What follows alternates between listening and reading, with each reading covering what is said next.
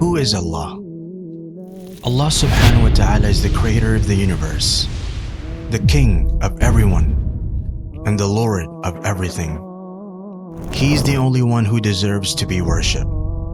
He manages the affairs of all kingdoms.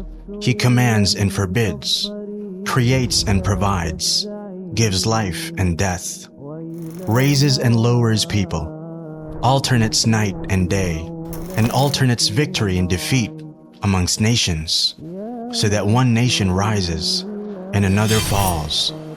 Only Allah's commands and decree are carried out throughout the heavens and the earth, deep in the oceans and in the skies, and throughout the entire universe. His knowledge encompasses all matters, accounting for each and every being and enveloping them with His mercy and wisdom. He hears all voices in their different languages and with their varied requests and pleas.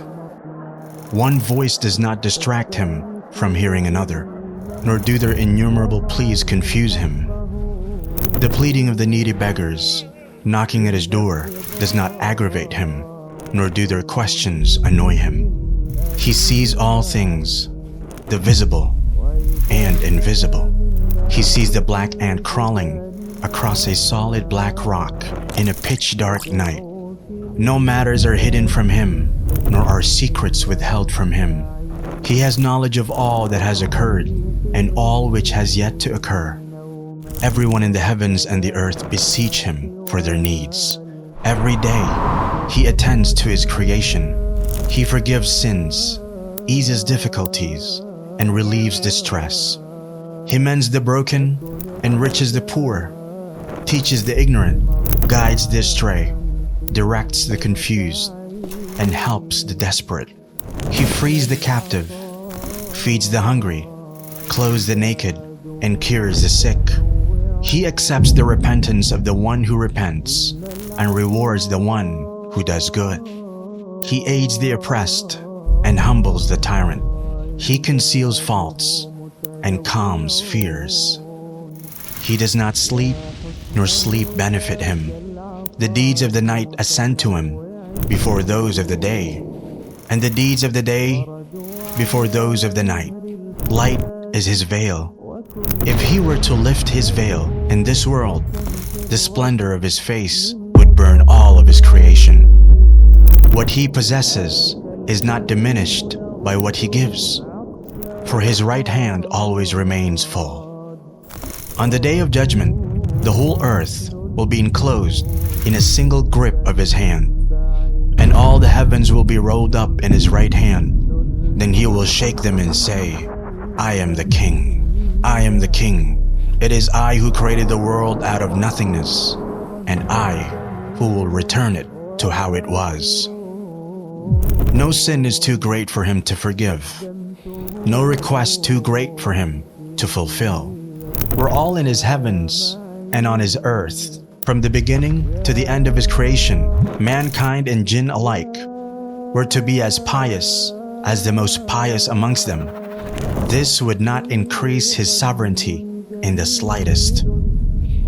And if they all, from the beginning to the end of His creation, mankind and jinn alike, were to be as sinful as the most sinful amongst them, this would not decrease His sovereignty in the slightest.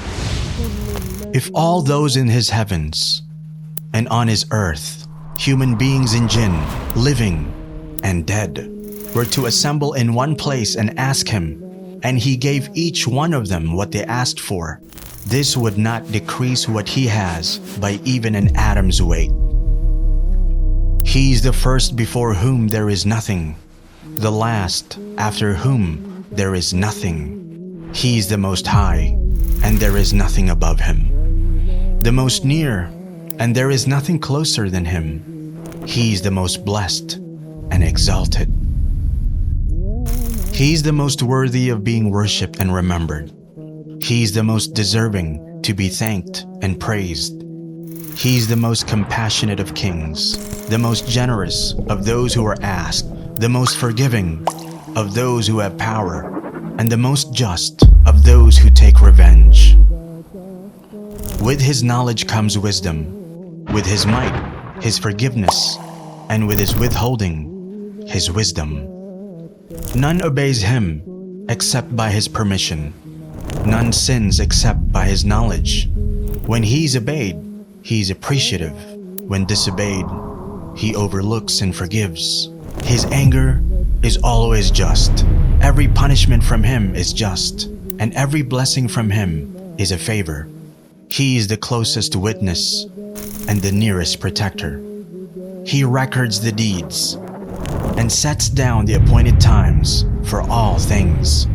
When he intends something to be, he only says it to be, and it is. He is the king who has no partner, the unique who has no rival, the perfect master who has no companion or child. He is the independent who has no helper.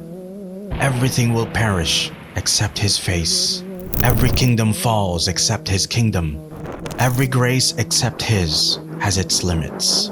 There is none like him.